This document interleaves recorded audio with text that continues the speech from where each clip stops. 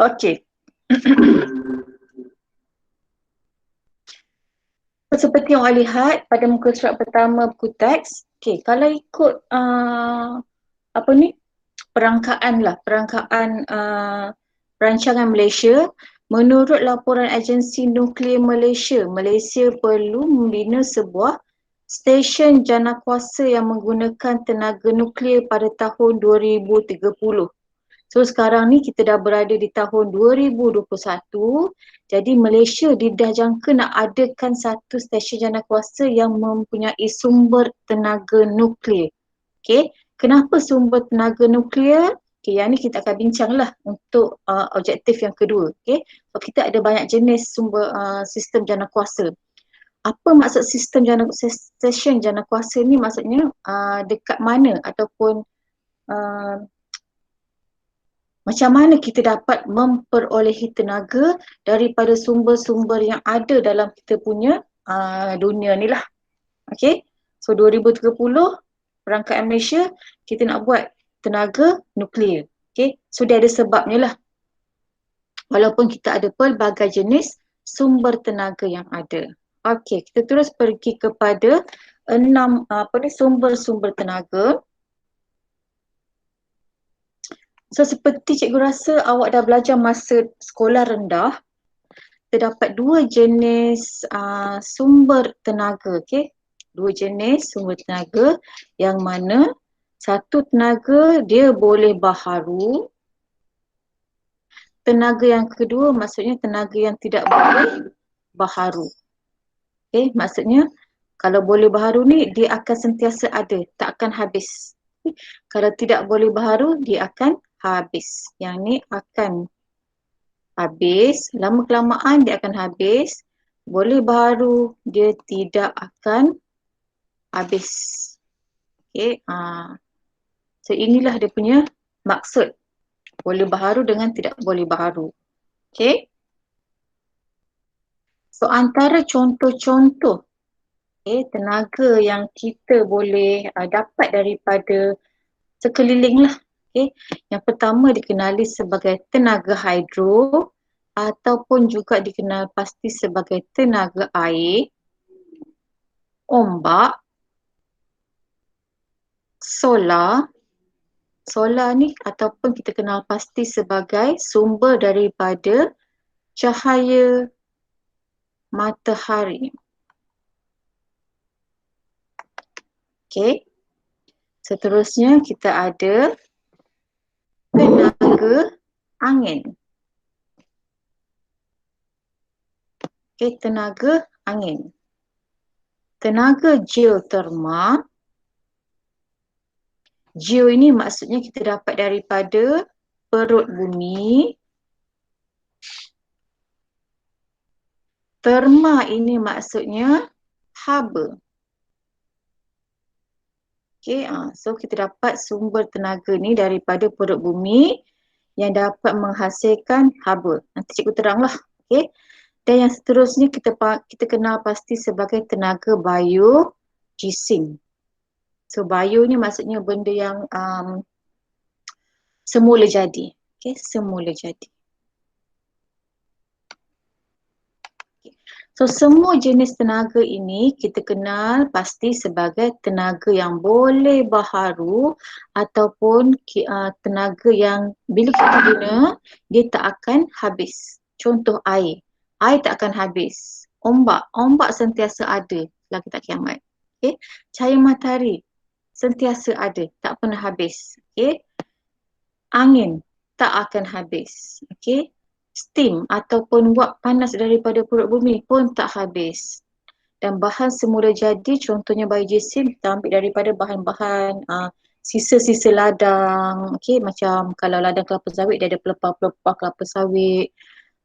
Kalau proses sabut-sabut kelapa, okay, itu adalah bahan semula jadi, maksudnya dia tak akan habis ataupun sentiasa boleh diperbaharui. Okay. Jenis yang kedua yang mana kita kenal pasti sebagai tenaga yang tidak boleh baharu ataupun one day dia akan habis. Suatu hari nanti bila dia dah habis, dia akan habis bila kita dah sentiasa ambil daripada perut bumi lah. So yang pertama kita kena pasti sebagai tenaga nuklear. Okay. So tenaga nuklear ini kita perolehi daripada bahan yang kita panggil, kita ambil daripada perut bumi yang kita kenal pasti sebagai uranium. Okay. Uranium. Okay. So macam mana sistem jana kuasa ini berfungsi? Nanti cikgu akan explain. Okay. Arang batu, kalau zaman dulu kita nak gerakkan kereta api, kita nak dapat ke sumber elektrik, okay, kita gunakan arang batu. Dan arang batu ini kita perolehi daripada kita ambil daripada bumi lah, kita korek. Okay. So lama kelamaan dia akan habis juga suatu hari nanti. Begitu juga dengan gas asli. Okay, gas asli, petroleum, diesel, semua tu kita ambil daripada perut bumi. So lama kelamaan dia akan habis. Okay. So ini yang dimaksudkan dengan contoh sumber tenaga yang tidak boleh diperbaharui ataupun suatu hari nanti dia akan habis. So bila habis, apa yang kita nak buat? So bila kita habis, kita kenalah cari suatu alternatif baru bagi mendapatkan sumber tenaga yang ada dalam alam di sekeliling kita lah. Okay. So setakat ni tak ada soalan, semua dapat beza di antara sumber tenaga boleh baharu dengan sumber tenaga yang tidak boleh baharu. Okey, so selesai objektif yang pertama, kita pergi ke objektif yang kedua. Okay. Lepas cikgu nak minta awak buat nota sikit lah. Nanti cikgu terang. Okay, yang kedua, macam mana kita nak dapatkan sumber tenaga ataupun sumber elektrik. Kita dapat elektrik dekat rumah, boleh buka lampu, boleh pasang TV. Tapi pernahkah kita terfikir macam mana kita dapatkan sumber elektrik? Okay, kalau dulu kita pakai lilin. Okay, kita pakai pelita. Okay, tapi sekarang kita dah berupaya memperolehi sumber tenaga elektrik. Kita tak nampak daripada mana dia datang, tapi tiba-tiba kita boleh tekan switch, kita boleh dapat lampu yang menyala. Okey, so tenaga elektrik boleh dihasilkan melalui proses aruhan elektromagnet. Okey, aruhan elektromagnet apabila medan magnet itu terpotong. Okey, yang ni cikgu terang sikit lah. Cikgu buka full text dulu. Dan ni cikgu nak faham secara ringkas saja macam mana sebenarnya tenaga elektrik ini boleh berlaku hasil daripada session jana kuasa yang ada di seluruh Malaysia. Okay, kalau lihat dalam full text ada rata-rata lah. Okay, kalau contoh dekat sini. Okay, kita ada tenaga hidro. Okay, ini adalah bentuk empangan. Okay, empangan air yang ada di Bakun Sarawak. Okay, yang ini stesen jana kuasa di Negeri Sembilan dia menggunakan gas asli. Okay, yang seterusnya menggunakan arang batu di Perak. Ini menggunakan biogesim. Ini menggunakan diesel di Pulau Pinang. Okay, setiap stesen jana kuasa ni menggunakan sumber-sumber tenaga yang berbeza lah. Okay, tapi kebanyakannya Malaysia ni kaya dengan sumber air. Jadi boleh dikatakan sumber tenaga hidro merupakan antara sumber tenaga utama yang terdapat di Malaysia bagi mendapatkan tenaga elektrik. Okay.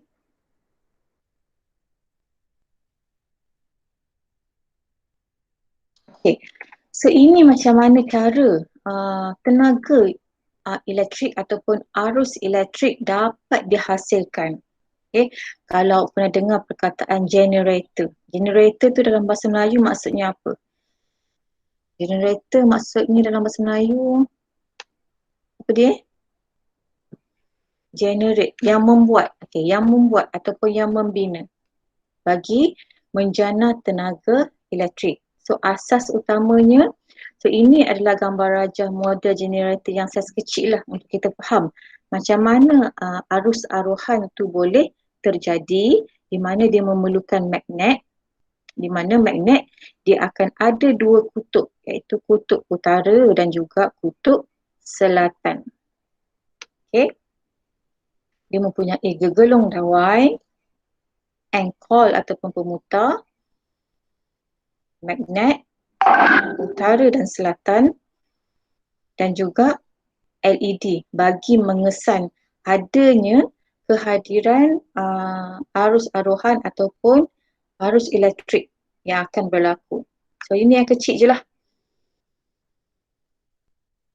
Okey, so macam mana sebenarnya arus aruhan ini boleh berlaku? Okay, arus aruhan. So kata kunci dia, dia menggunakan gerakan dawai yang memotong medan magnet yang ada. Seperti yang cikgu cakap tadi, kalau magnet dia ada dua jenis kutub, satu kutub utara, satu kutub selatan.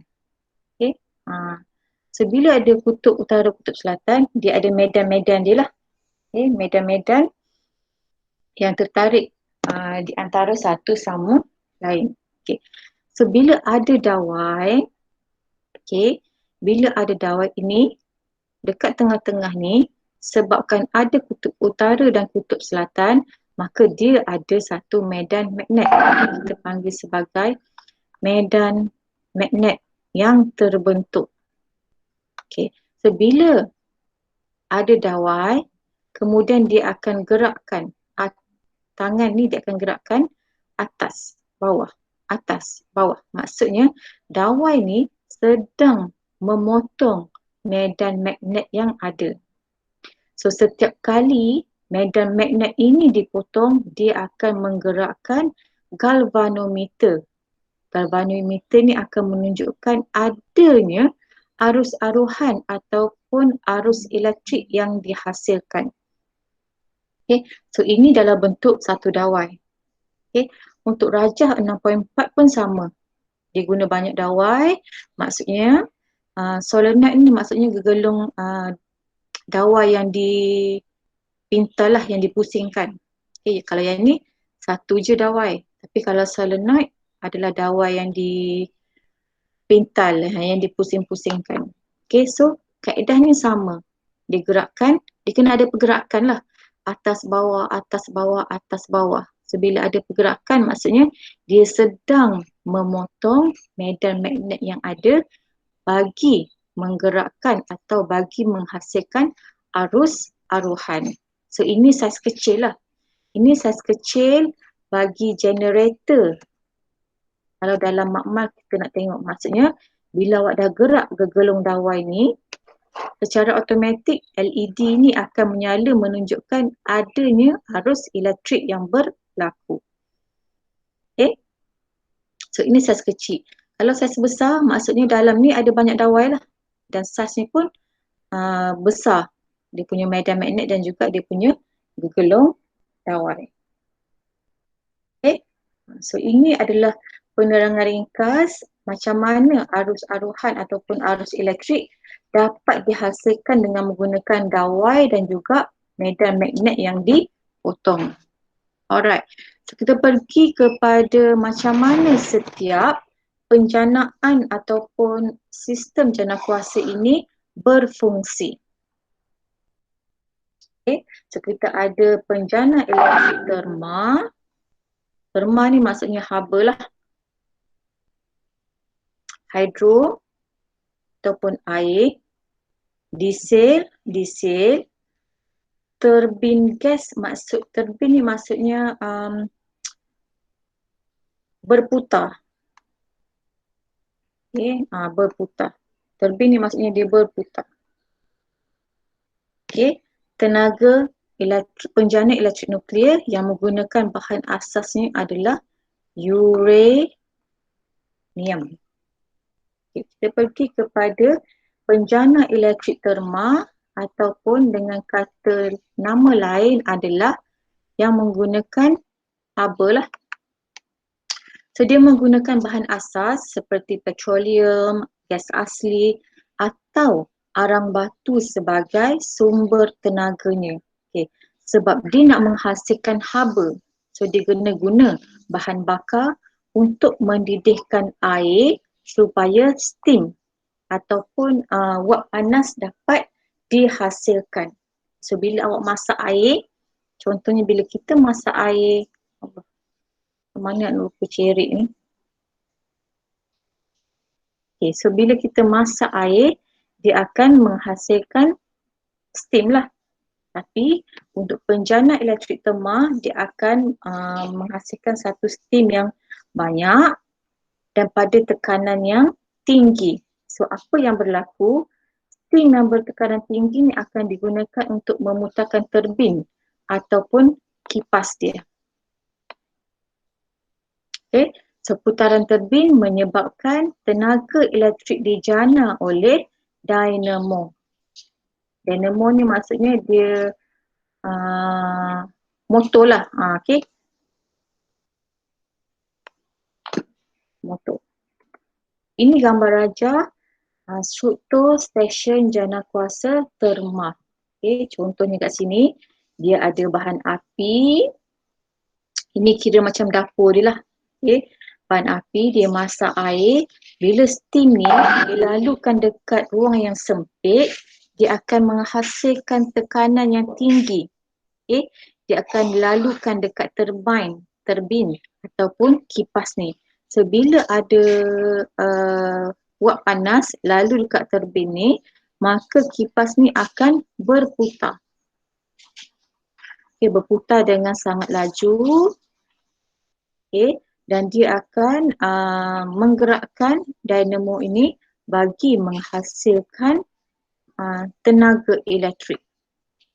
Sama kalau zaman dulu orang naik basikal.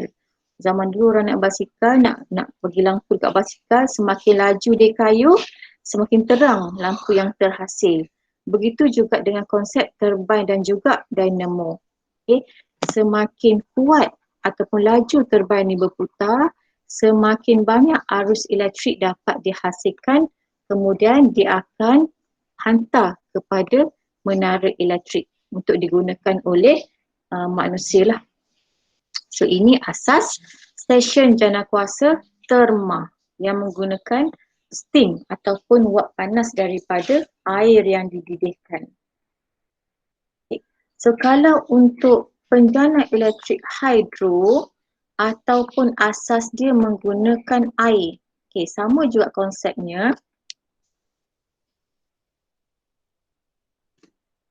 Okay, kalau awak lihat dekat gambar raja ni,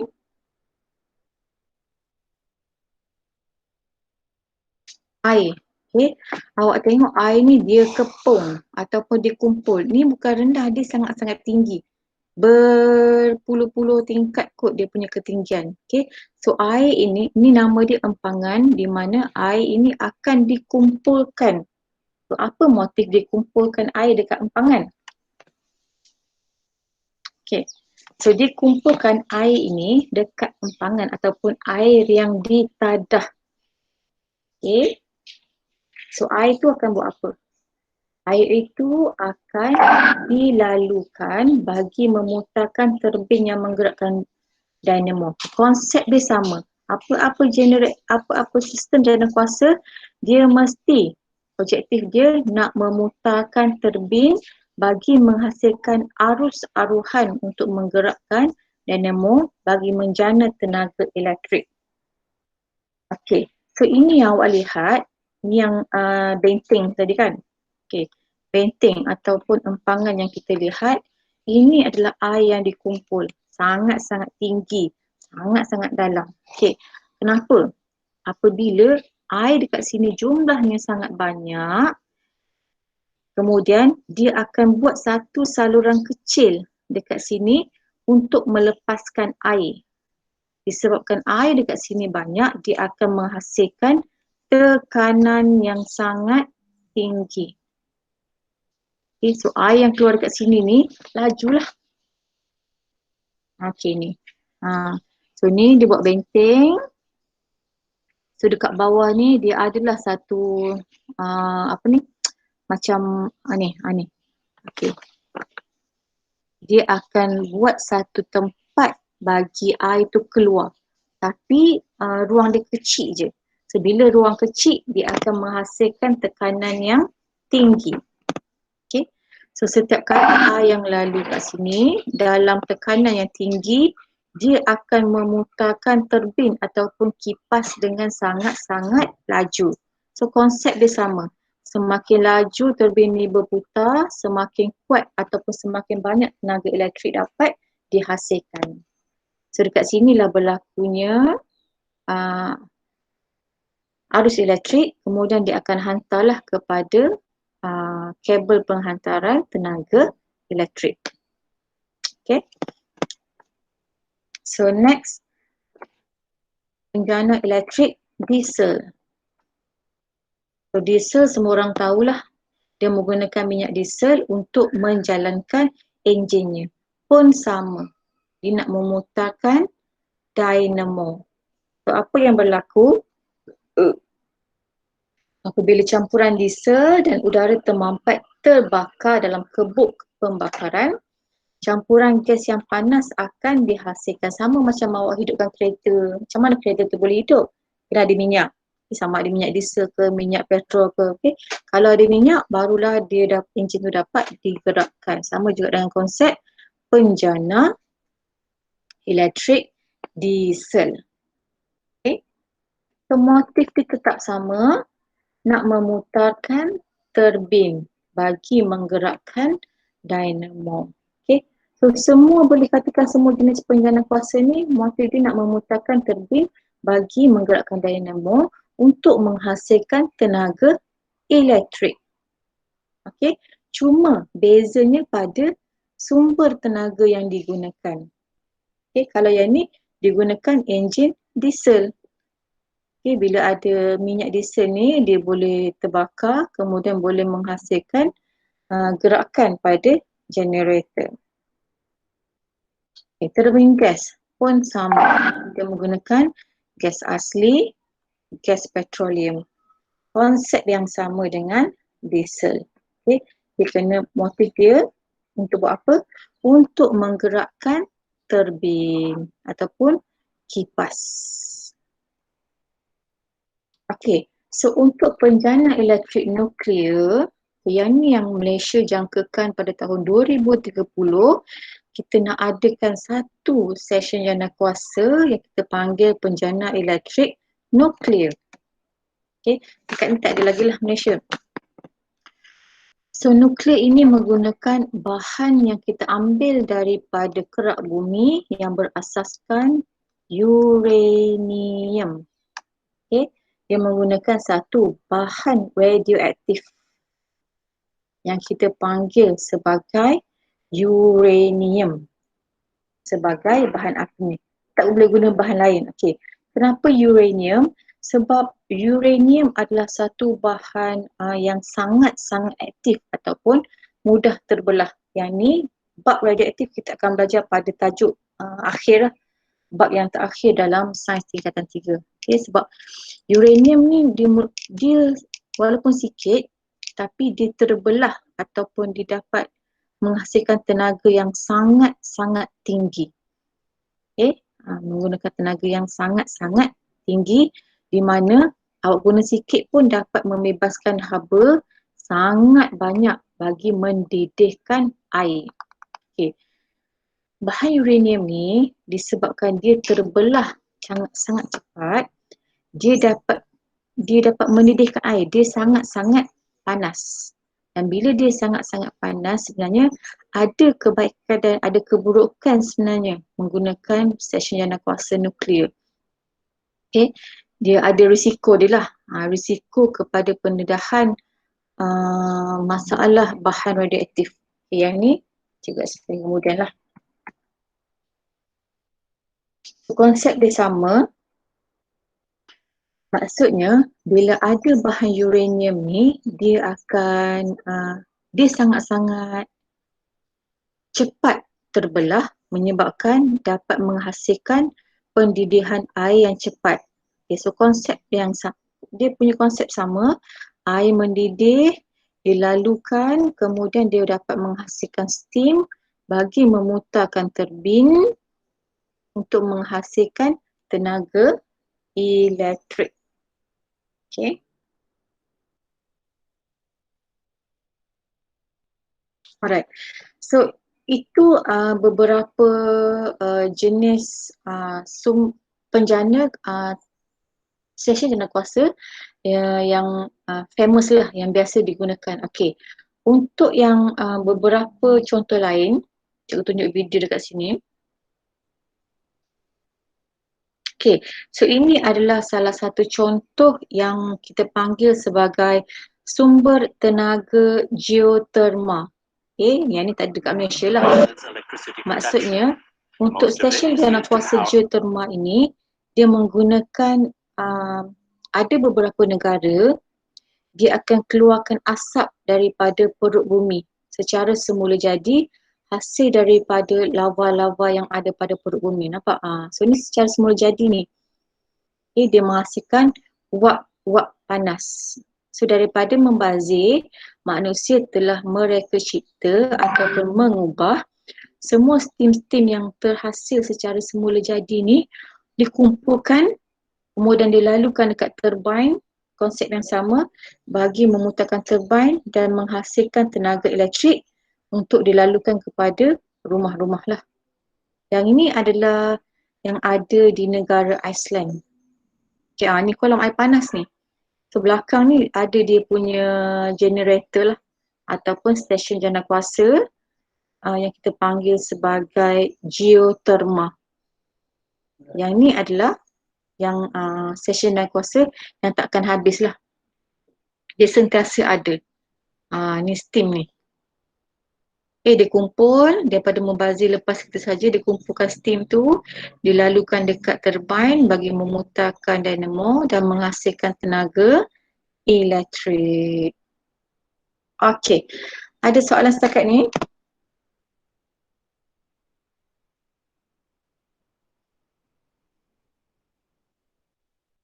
Tak ada. Tak ada. Okey.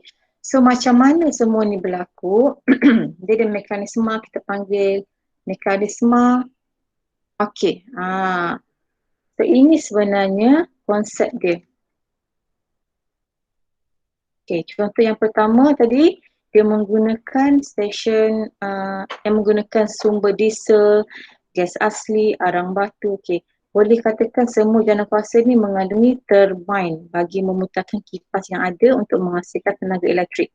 Okey, kalau awak tengok mekanisme dia dibakar, lepas tu air tu jadi panas, lepas tu steam tu memutarkan turbin bagi menghasilkan tenaga elektrik. Okey, so bila benda-benda ini berlaku, akan terhasillah perubahan bentuk tenaga. Okay, contoh tadi, pembakaran bahan api, contohnya dia ambil diesel, dia ambil petroleum, itu semua kita panggil sebagai tenaga kimia. Okay, so bila air dididihkan daripada tenaga kimia, air dididihkan, dia akan menghasilkan tenaga haba. Daripada tenaga haba, steam ini berputar. Berputar maksudnya ada pergerakan. Dia akan menghasilkan tenaga kinetik. Okay, daripada tenaga kinetik, barulah dia menghasilkan tenaga elektrik. Okay. Untuk solar dia ringkas. Untuk solar dia tidak melibatkan sebarang turbine ataupun tenaga kinetik sebab dia direct dapat tenaga daripada sumber cahaya matahari. Okay. So perubahan tenaga dia daripada tenaga cahaya matahari terus dapat menghasilkan tenaga elektrik yang dikumpulkan dekat papan-papan sel solar ni. Okay. Okay, hidroelektrik tadi, hidroelektrik guna empangan air. Okay, guna empangan air, air tersimpan dalam empangan yang tinggi. Sebila empangan yang tinggi, dia melibatkan kedudukan. Kalau kedudukan, kita panggil sebagai tenaga keupayaan. Okay, bila air dilepaskan, dia akan memutarkan turbin, melibatkan adanya pergerakan turbin. Kita panggil sebagai tenaga kinetik. Kipas tu berputar, dia dapat menghasilkan tenaga elektrik. Okay, yang ni stesen jana kuasa tenaga angin. Maksudnya macam kipas lah. Sebila ada kipas, ada angin yang bertiup, bilah ini akan berpusing. Stesen jana kuasa tenaga angin biasanya dia akan gunakan di kawasan lapang ataupun kawasan tinggi sebab nak dapatkan sumber tenaga angin. Kalau dekat Malaysia biasanya kita dapatkan sumber tenaga angin dekat pulau-pulau lah. Pulau-pulau dia tak ada empangan air. Dekat pulau-pulau dia sama ada boleh menggunakan tenaga angin ataupun dia boleh menggunakan tenaga solar bagi menghasilkan sumber tenaga elektrik. Okay, untuk tenaga angin. So konsep dia sama juga dengan solar. Kalau solar tadi cahaya matahari. Okay. Tapi kalau tenaga angin, dia perlukan angin untuk menggerakkan kipas. So daripada tenaga kinetik, kipas tu dapat berpusing bagi menghasilkan tenaga elektrik.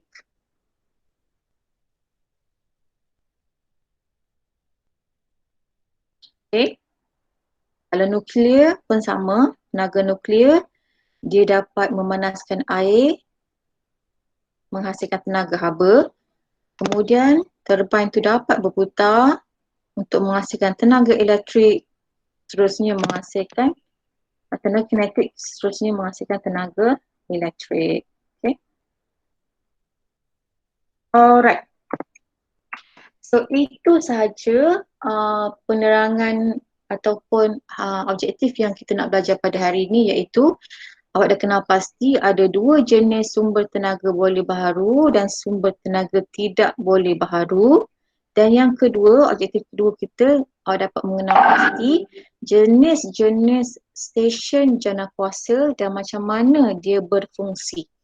Okay, kalau dalam exam biasanya dia akan tanya apa jenis nama stesen jana kuasa dan juga perubahan bentuk tenaga yang berlaku bagi setiap stesen jana kuasa yang berbeza. Okey, ada soalan setakat ni? Ya? Okay. Apa dia? Ulang balik.